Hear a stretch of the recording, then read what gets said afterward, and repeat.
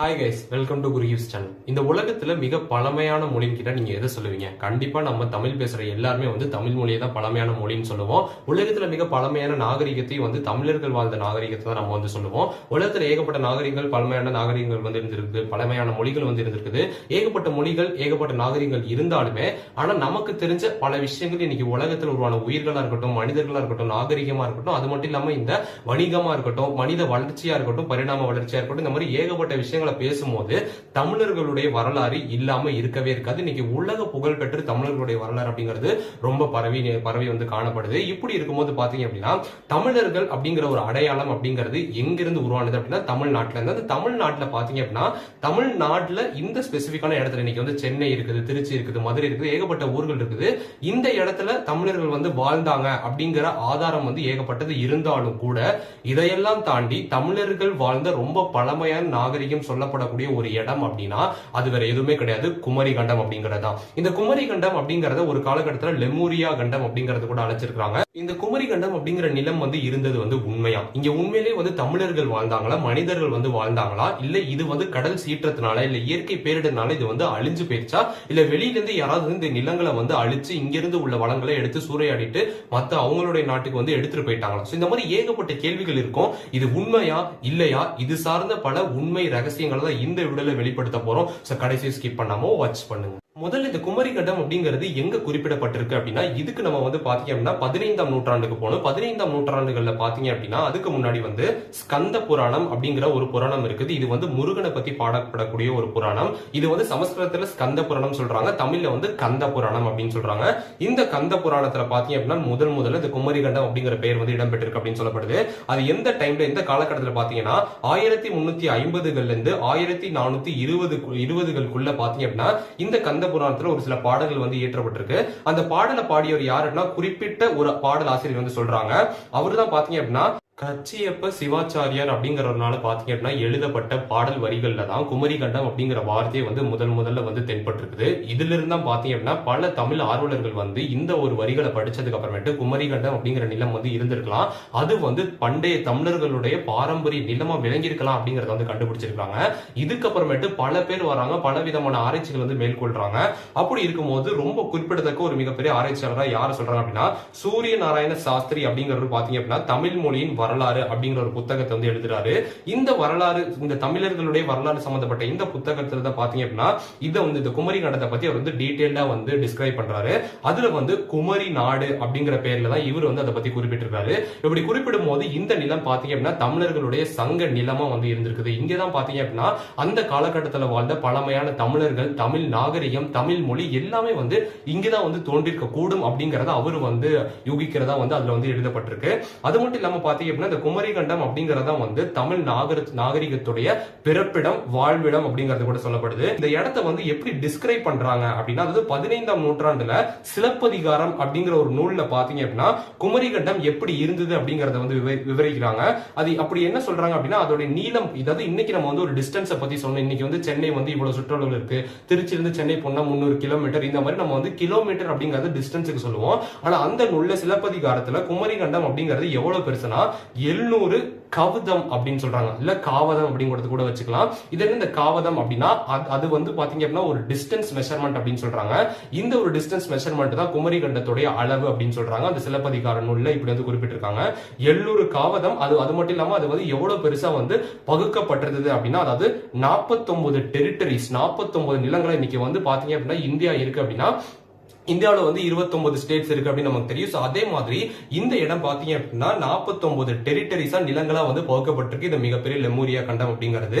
இப்படிதான் இந்த கண்டம் இருந்தது அப்படின்னு சொல்றாங்க. அது மட்டும் இல்லாம அவ்வளவு பழமையான காலகட்டத்திலே இங்க பாத்தீங்க அப்படின்னா நாகரிகம் அப்படிங்கிறது சிறந்து விளங்குச்சு. மனித வரலாறு அப்படிங்கிறதுக்கான ஒரு மிகப்பெரிய ஆதாரமா இந்த கண்டத்தை தான் பல நூல்கள்ல பல ஆசிரியர்கள், பல ஆராய்ச்சியாளர்கள் குறிப்பிட்டு வச்சிருக்காங்க அப்படிங்கிறது கூட சொல்லப்படுது. இந்த நிலம் எங்க எந்த அளவுக்கு ஸ்ப்ரெட் ஆகி இருந்தது அப்படின்னா இன்னைக்கு இருக்கக்கூடிய ஆப்பிரிக்கா பக்கத்துல இருக்கக்கூடிய மடகாஸ்கர் அப்படிங்கிற இடமா இருக்கட்டும், அது மட்டும் இல்லாம அந்தமான் நிக்கோபார் ஐலாண்ட்ஸா இருக்கட்டும், அது மட்டும் இல்லாம இன்னைக்கு இருக்கக்கூடிய ஆஸ்திரேலியாவா இருக்கட்டும், சோ இந்த ஒரு நிலங்களை தொற்ற அளவுக்கு ஒரு மிகப்பெரிய கண்டமா தான் இந்த லெமூரியா, அதாவது குமரி கண்டம் அப்படிங்கிறது இருந்திருக்கு அப்படிங்கிறது கூட விவரிக்கப்படுது. இந்த குமரிக்கண்டம் இருந்து இந்த குமரிக்கண்டத்துல பல மனிதர்கள் வந்து வாழ்ந்திருக்க கூடும் அப்படின்னு சொன்ன மாதிரி இங்க வாழ்ந்தது இந்த இடம் வந்து எப்படி அழிஞ்சது அப்படிங்கிற மிகப்பெரிய கதை ஒண்ணு இருக்குது. ஆனா அதுக்கு முன்னாடி இந்த இடம் வந்து அழிஞ்சதுக்கு அப்புறம் இங்க வாழ்ந்த தமிழர்களா இருக்கட்டும் மனிதர்களா இருக்கட்டும் அவங்க வந்து எங்க போனாங்க அப்படின்னா இன்னைக்கு இருக்கக்கூடிய இலங்கையா இருக்கட்டும் தமிழ்நாடா இருக்கட்டும் அது மட்டும் இல்லாம இன்னைக்கு சொல்லக்கூடிய சவுத் ஈஸ்ட் ஏஷியன் கண்ட்ரிஸா மலேசியா சிங்கப்பூர் அதாவது அந்த காலகட்டத்தில் பாத்தீங்க அப்படின்னா ஜாவா தீவுகள் அது மட்டும் இல்லாம இந்த மாதிரியான தீவுகளை பத்தி வந்து குறிப்பிட்டிருப்பாங்க. அது பாரதியார் பாடிய நூல்களா இருக்கட்டும் அது மட்டும் இல்லாம சோழர்கள் ஆக்கிரமிச்ச இடங்களா இருக்கட்டும். இந்த மாதிரியான தமிழர்களுடைய நாகரிகம் இன்னைக்கு வந்து பரவலாக காணப்படக்கூடிய இந்த சிங்கப்பூர் மலேசியா ஸ்ரீலங்கா இந்த இடங்கள்ல தான் இந்த லெமூரியா கண்டத்திலிருந்து வாழ்ந்த அந்த ஆதி மனிதர்கள் அந்த கண்டம் அழிஞ்சதுக்கு அப்புறம் இடம்பெயர்ந்து போயிருக்கலாம் அப்படிங்கிறது கூட சொல்லப்படுது. இதை விட இன்ட்ரெஸ்டிங்கான விஷயம் என்ன அப்படின்னு பாத்தீங்கன்னா இன்னைக்கு இருக்கக்கூடிய புதுச்சேரியில பாத்தீங்க அப்படின்னா அதாவது தொல்லியல் ஆராய்ச்சியாளர்கள் வந்து ஒரு மிகப்பெரிய விஷயத்தை வந்து கண்டுபிடிச்சிருக்காங்க. இந்த புதுச்சேரி பக்கத்துல பாத்தீங்க அப்படின்னா கிட்டத்தட்ட 100 ஸ்கொயர் கிலோமீட்டர் அளவுக்கு ஒரு மிகப்பெரிய கண்டம் ஒரு மிகப்பெரிய நிலம் வந்து இருந்திருக்க கூடும் அப்படிங்கறத வந்து கண்டுபிடிச்சிருக்காங்க. அது பாத்தீங்க அப்படின்னா இன்னைக்கு வந்து பாத்தீங்க அப்படின்னா 800ல இருந்து 100 அடி வரைக்கும் கடல் மட்டத்துல வந்து இருந்திருக்கு. இதை வந்து கண்டுபிடிச்சிருக்காங்க. சோ இது மூலியமா லெமூரியா அப்படிங்கிற கண்டம் இருந்திருக்கலாம் அப்படிங்கிற ஒரு விதமான ஆராய்ச்சிகளும் வந்து மேற்கொள்ளப்படுது அப்படிங்கிறது கூட சொல்லப்படுது. இதை வந்து தமிழ் நாவலர்களும் தமிழ் ஆர்வலர்கள் மட்டும் இல்ல உலகத்தில் இருக்கக்கூடிய பல பேரு இந்த ஒரு இடத்த வந்து லெமூரியா அப்படிங்கிற பேர்ல இந்த குமரி கண்டத்தை லெமூரியா அப்படிங்கிற பேர்ல வந்து பல ஆராய்ச்சியாளர்கள் மூலியமா இந்த இடம் வந்து இருந்தது அப்படிங்கிறதுக்கான ஆதாரங்களை வந்து வெளிப்படுத்திருக்காங்க. யூரோப்பியன் அமெரிக்கன் ஸ்காலர்ஸ் சொல்லப்படக்கூடிய அந்த அறிஞர்கள் எல்லாம் பாத்தீங்க அப்படின்னா 19ஆம் நூற்றாண்டிலே இந்த லெமூரியா அப்படிங்கிற கண்டத்தை பத்தி பல ஆராய்ச்சிகள் வந்து மேற்கொண்டிருக்காங்க. அப்படி சொல்லும் போது இது பாத்தீங்க அப்படின்னா இது வந்து ஆப்பிரிக்கா ஆஸ்திரேலியா அது மட்டும் இல்லாம இந்தியன் சப்கான்டினென்ட் அதாவது இந்தியாவுக்கு கீழே ஒரு மிகப்பெரிய கண்டமா இருந்தது அப்படிங்கிறது கூட குறிப்பிட்டிருக்காங்க.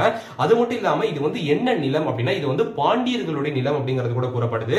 இவ்வளவு பழமையான நிலம் பாத்தீங்க அப்படின்னா சங்ககால சங்க இலக்கிய தமிழ் வரலாறு நூல்களையும் அது மட்டும் இல்லாம சமஸ்கிருத நூல்களையும் பாத்தீங்க அப்படின்னா இதை பத்தி குறிப்பிடப்பட்டிருக்கு. அப்படி குறிப்பிடப்படும் போது இதை பத்தி குமரிகண்டம் அப்படிங்கிற பெயர்கள்ல மட்டும் இல்லாம ஒரு மிகப்பெரிய வாக்கியத்தை குறிப்பிடுறாங்க. அது என்ன அப்படின்னா பாண்டியர்களுக்கு ஒரு மிகப்பெரிய கடல் தொலைவுல வந்து ஒரு மிகப்பெரிய நிலம் வந்து சூழ்ந்ததாக கூறப்படுது. அப்படி பாண்டியர்களுக்கு சொந்தமா இருந்து இந்த மிகப்பெரிய நிலம் வந்து மிகப்பெரிய கடல் சீற்றத்தினால அழிக்கப்பட்டது அப்படிங்கிற ஒரு ஆதாரங்களும் ஒரு சில விஷயங்களும் நமக்கு வந்து கிடைச்சிருக்கு அப்படின்னு சொல்லப்படுது. 2ஆம் நூற்றாண்டுல எழுதப்பட்ட தமிழ் இலக்கியமா இருக்கக்கூடிய சிலப்பதிகாரம் அப்படிங்கிற நூல்ல ஒரு மிகப்பெரிய வரி இருக்குது. அந்த வரி என்ன சொல்ல வருது அப்படின்னா அதாவது பாண்டியர்களின் நிலத்தை அளித்த கருணை இல்லாத கடலே அப்படின்னு சொல்லப்படக்கூடிய இந்த ஒரு கருணையே இல்லாத ஒரு மிகப்பெரிய கடல் வந்து பாண்டியர்களுடைய பூர்வீகமா விளங்கக்கூடிய இந்த ஒரு குமரி கண்டத்தை வந்து அழிச்சிருச்சு அப்படிங்கிற வாக்கியம் கூட நமக்கு வந்து கண்டுபிடிச்சிருக்காங்க அப்படின்ட்டு சொல்லப்படுது. இதுல இருந்து நமக்கு என்ன தெரியுது அப்படின்னா இந்த குமரி கண்டம் அப்படிங்கிறது உண்மையிலே பாண்டியர்கள் வாழ்ந்த நிலமா இருக்கக்கூடும். அப்படி இருக்கக்கூடிய இந்த நிலம் வந்து கடல் சீற்றத்தினால அழிக்கப்பட்டது அப்படிங்கிற ஆதாரம் கூட நமக்கு தென்படுது. அது மட்டும் இல்லாம குமரி கண்டத்தை அந்த காலகட்டத்தில் வாழ்ந்த தமிழர்கள் எப்படி அழிச்சிருக்காங்க அப்படின்னா இது வந்து நாவலன் தீவு அப்படிங்கிற பெயர்கள்ல கூட இந்த குமரி கண்டத்தை வந்து அழிச்சிருக்காங்க அப்படிங்கிறது கூட சொல்லப்படுது. இந்த குமரி கண்டம் உண்மையா பொய்யா அப்படிங்கிற கேள்வி எல்லாத்துக்கும் இருக்கும். இந்த குமரி கண்டம் அப்படிங்கிறது எப்படி உண்மை அப்படிங்கிறது நமக்கு தென்படுது அப்படின்னா இதை வந்து ஒரு சில விஷயங்களால பகுக்கப்பட்டிருக்காங்க. அதாவது என்ன அப்படின்னா இந்த குமரி கண்டம் அப்படிங்கிறது மிகப்பெரிய நிலம் அப்படிங்கிறது நமக்கு தெரிஞ்சிருச்சு.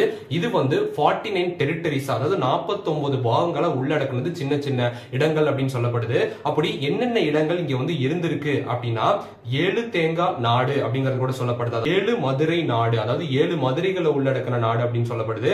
அது மட்டும் இல்லாம 7 முன் பாலை நாடு அதாவது பாலை அப்படின்னா மண் அதாவது மணல் அப்படின்னு அர்த்தம். அந்த மாதிரி 7 மணல்களை உள்ளடக்கின நிலங்கள் இங்க வந்து இருந்திருக்கு அப்படின்னு சொல்லப்படுது. அதுக்கப்புறமேட்டு 7 பின் பாலை அதாவது 7 பாலைகள் சார்ந்த நாடுகளும் இருந்திருக்கு அப்படின்னு சொல்லப்படுது. அதுக்கப்புறமேட்டு 7 குன்ற நாடு அதாவது குன்றம் அப்படின்னா மலைகள் அப்படின்னு நம்ம எல்லாத்துக்குமே தெரியும். சோ அந்த மாதிரி 7 குன்ற நாடு அப்படிங்கிறது கூட இருந்திருக்கு அப்படின்னு சொல்லப்படுது. அதுக்கப்புறமேட்டு 7 குண கரை நாடு அதாவது கரை அப்படின்னா அதாவது கடலோரம் அப்படிங்கறத சொல்ல வராங்க. அது மட்டும் இல்லாம 7 குறும் பனை நாடு அப்படின்றது அந்த பனை மரம் இருக்குல்ல சோ அந்த மாதிரி 7 குறும் பனை 7 நிலங்கள்ல இந்த ஒரு குறும் பனை அப்படிங்கிறது இருந்திருக்கு அப்படின்ட்டு சோ இந்த மாதிரி 7 நிலங்களா வந்து பிரிச்சு 7x7 அதாவது 7 நிலங்களை 7 நிலங்களா பிரிச்சு 7x7 டோட்டலா 49 டெரிட்டரிஸ் 49 டெரிட்டரிஸால பகுக்கப்பட்டதுதான் இந்த மிகப்பெரிய குமரி கண்டம் அப்படின்னு சொல்லப்படுது. இந்த குமரி கண்டத்துல ஆறுகள் கூட ஓடப்பட்டதா சொல்லப்படுது. அது என்னென்ன ஆறுகள் சொல்றாங்க அப்படின்னா பருளி அப்படிங்கிற ஆறும் குமரி அப்படிங்கிற ஆறும் 2 மிகப்பெரிய ஆறுகள் இந்த குமரி கண்டத்துல ஓடப்பட்டதா கூறப்படுது. அதுக்கப்புறமேட்டு இங்க பல மலைகள் கூட இருந்ததா கூறப்படுது. அது என்னென்ன மலைகள் அப்படின்னா குமரி கொடு அப்படின்னு சொல்லப்படக்கூடிய ஒரு மலையும் மணிமலை அப்படின்னு சொல்லப்படக்கூடிய 2 மிகப்பெரிய மலைகள் இங்க இருந்தா கூறப்படுது. அது மட்டும் இல்லாம இந்த குமரி கண்டத்துல 3 மிகப்பெரிய நகரங்கள் இருந்ததா கூறப்படுது. தென்மதுரை கபடாபுரம் முத்தூர் அப்படின்னு சொல்லப்படக்கூடிய 3 மிகப்பெரிய நகரங்கள் இங்க இருந்தாத கூட கூறப்படுது அப்படிங்கிறது கூட சொல்லப்படுது. இது மட்டும் இல்லாம குமரி கண்டத்தை பத்தி பாத்தீங்க அப்படின்னா மணிமேகலை அப்படிங்கிற நூல்ல வந்து குறிப்பிடப்பட்டிருக்கு. மணிமேகலை நூல்ல பாத்தீங்க அப்படின்னா ஒரு மிகப்பெரிய சுனாமி வந்து இந்த ஒரு பூம்புகாரை சுத்தி உள்ள பல பண்டைய நகரங்களை வந்து அழிச்சதா கூறப்பட்டிருக்கு அப்படிங்கிறது கூட சொல்லப்படுது. இது மட்டும் இல்லாம கலித்தொகையில பாத்தீங்க அப்படின்னா ஒரு பாண்டியர்களுடைய மிகப்பெரிய நிலம் வந்து கடலுக்குள்ள மூழ்கி போயிருச்சு, அப்படியே வந்து சப்மர்ஜ் ஆயிருச்சு அப்படிங்கிறது கூட குறிப்பிடப்பட்டிருக்கு அப்படின்னு சொல்லப்படுது. சோ இந்த மாதிரி ஏகப்பட்ட தமிழ் இலக்கியங்கள்ல வந்து இந்த ஒரு நிலங்களை பத்தி குறிப்பா இந்த ஒரு பாண்டிய நிலம் கடல்ல மூழ்கிச்சு அப்படிங்கறத பத்தி சொல்றாங்க. பாண்டியர்களுடைய நிலம் அப்படிங்கிறது மதுரை நம்ம எல்லாத்துக்குமே தெரியும், மதுரை சார்ந்த இடங்கள். பட் ஆனா பாண்டியர்களுடைய நிலம் வந்து கடல்ல மூழ்கிச்சு அப்படின்னா இதுல இருந்து நமக்கு வந்து தெரியுது மதுரையை தாண்டி அவங்க வந்து ஏகப்பட்ட நிலங்கள் அந்த காலகட்டத்தில் பரவி இருந்திருக்க கூடும். அப்படி இருந்த அந்த நிலம் வந்து கடல்ல மூழ்கி போயிருச்சு அப்படின்னா கண்டிப்பா அவங்க வந்து குமரி கண்டத்தை பத்தி தான் சொல்ல வந்திருக்காங்க இந்த பண்டைய நூல்கள்ல அப்படிங்கிறது கூட நமக்கு தெரியுது. பட் ஆனா இதுல இருக்கக்கூடிய பிரச்சனைகள் என்ன அப்படின்னா பல ஆராய்ச்சியாளர்கள் என்ன சொல்றாங்க அப்படின்னா குமரி கண்டம் அப்படிங்கிற பெயர்களை வந்து இந்த இடத்துல வந்து குறிப்பிடல. அதாவது இன்டைரக்டா பாத்தீங்க அப்படின்னா பாண்டிய நாடு இருந்தது, அது வந்து கடல்ல மூழ்கிருச்சு அப்படின்னு தான் சொல்லியிருக்காங்களே தவிர இதை வந்து குறிப்பா வந்து இது வந்து குமரி கண்டம் தான் அப்படின்ட்டு குறிப்பிடப்படல அப்படிங்கிறது கூட சில பேர் வந்து மறுக்கிறாங்க, இப்படி ஒரு நிலம் கிடையாது அப்படின்ட்டு. இதையெல்லாம் தாண்டி பாத்தீங்கன்னா ஒரு சில பேர் என்ன சொல்றாங்க அப்படின்னா அதாவது மூழ்கி பொண்ணு நிலம் அப்படின்னு சொல்றது வந்து காவேரி பூம்பட்டினத்தை தான் தவிர இது வந்து குமரி கண்டம் கிடையாது அப்படிங்கிறது கூட சில பேர் சொல்றாங்க. சோ இந்த மாதிரி ஏகப்பட்ட பேர் ஏகப்பட்ட விஷயங்கள் வந்து சொல்றாங்க வரலாறு நம்ம வந்து ஆராய்ச்சி பார்க்கும்போது. ஆனா நூல்கள்ல கிடைச்ச தகவல்கள் படி அது மட்டும் இல்லாம இந்த குமரி கண்டம் அப்படிங்கிறது 49 பாகங்களா பகுக்கப்பட்டு 49 டெரிட்டரிஸா இருந்தது. அது மட்டும் இல்லாம இத்தனை விதமான நூல்கள்ல பாண்டிய நிலம் வந்து கடல்ல மூழ்கி போனது அப்படிங்கறத சொல்லதை வச்சு பார்க்கும்போது உண்மையிலே குமரி கண்டம் அப்படிங்கிறது இருந்திருக்க கூடும் அப்படிங்கறதா நமக்கே வந்து தெரிய வருது. அது மட்டும் இல்லாம உலகத்துல வாழ்ந்த பல ஆராய்ச்சியாளர்கள் என்ன சொல்றாங்க அப்படின்னா உலகத்துல கூடிய பழமையான நாகரிகம் அப்படின்னு கேட்டா எகிப்திய நாகரிகம் அப்படிங்கறது சொல்லலாம், அது மட்டும் இல்லாம கிரேக்க நாகரிகம் சொல்லலாம், அது மட்டும் இல்லாம ஈரான், ஈராக், ஐரோப்பிய நாகரிகம். இந்த மாதிரி ஏகப்பட்ட நாகரிகங்கள் வந்து சொன்னாலும் இந்த குமரி கண்டம் அப்படிங்கிற நாகரிகம் வந்து எவ்வளவு பழமையானது அப்படின்னா கிட்டத்தட்ட 10,000 இருந்து 50,000 வருடங்கள் பழமையானதா இருக்கலாம். எக்ஸாக்ட் டேட்டா நம்மளால சொல்லவே முடியல, அந்த அளவுக்கு ஒரு பழமையான நாகரிகமா இருந்திருக்குது. சோ இதுலதான் எல்லாருக்கும் ஒரு மிகப்பெரிய பிரச்சனையும் வருது. இந்த ஈரான், ஈராக், ஐரோப்பியா, இங்க எகிப்திய நாகரிகம் இது எல்லாமே பாத்தீங்கன்னா கிட்டத்தட்ட 5,000-6,000 வருஷங்களுக்கு முன்னாடி தான் பழமையானதா உருவாக்கப்பட்டது சொல்லப்படுது. அதுக்கும் முன்னாடி 10,000 வருடங்கள் 50,000 வருடங்கள் பழமையானது அப்படின்னு சொல்லும் போது இதை யாராலுமே வந்து ஏத்துக்க முடியல. ஆனா இதுல பாத்தீங்கன்னா பல ஆராய்ச்சியாளர்கள் மேற்கொண்ட அறிக்கைகள் படி அது மட்டும் இல்லாம ஆர்கியாலஜிக்கல் சர்வே ஆஃப் இந்தியா அப்படிங்கிறவங்க வந்து என்ன பண்ணிருக்காங்கன்னா இந்த நிலங்களை பத்தி ஆராய்ச்சி பண்ணிருக்காங்க. இப்படிலாம் படிக்கும் போது ஆராய்ச்சி பண்ணும் போது இந்த ஒரு விஷயத்தை இங்க கிடைக்கக்கூடிய தகவல்களை வச்சு பார்க்கும்போது இந்த இடத்துல இப்படி ஒரு நிலம் இருந்துச்சு அப்படின்னா அது கிட்டத்தட்ட 10,000 இருந்து 50,000 வருடங்களுக்கு முன்னாடி இருந்திருக்க கூடும் அப்படிங்கிறது கூட சொல்றாங்க. இதுக்கு மிகப்பெரிய காரணம் என்ன அப்படின்னா இன்னைக்கு உலகம் அப்படிங்கிறது பல கண்டங்களா வந்து பிரிஞ்சுது. கண்டங்களா பிரியும் போது பாத்தீங்கன்னா கடல் சீற்றத்தினால கடலுடைய ஆக்கிரமிப்புனால பல நிலங்கள் வந்து கடலுக்குள்ள புதஞ்சு போனுச்சு. அந்த மாதிரி ஒரு நிலம் இருந்து புதஞ்சு போயிருக்கு. இப்படி ஒரு நிலம் உண்மையிலே இருந்துச்சு அப்படின்னா அது கண்டிப்பா புதஞ்சு கிட்டத்தட்ட 10,000 இருந்து 50,000 வருடங்கள் வந்து இருக்கலாம் அப்படின்ட்டு தொல்லியல் ஆராய்ச்சியாளர்கள் கூட குறிப்பிடுறாங்க அப்படிங்கிறது கூட சொல்லப்படுது. சோ இந்த மாதிரி ஏகப்பட்ட தியரிஸா இருக்கட்டும், ஏகப்பட்ட விஷயங்களா இருக்கட்டும், ஏகப்பட்ட பிலாசபிஸா இருக்கட்டும், சோ இந்த மாதிரி உலகத்துல இருந்த பல ஆராய்ச்சியாளர்கள், பல தமிழ் ஆர்வலர்கள், அது மட்டும் இல்லாம வெளிநாட்டு ஆர்வலர்கள் எல்லாருமே வந்து இதை பத்தி ஆராய்ச்சி பண்ணும்போது ஏகப்பட்ட கருத்துக்களை வந்து முன்வைக்கிறாங்க. ஆனா உண்மையிலே இந்த நிலம் வந்து இருந்துச்சா இல்லையா அப்படிங்கிறது யாருக்குமே தெரியல.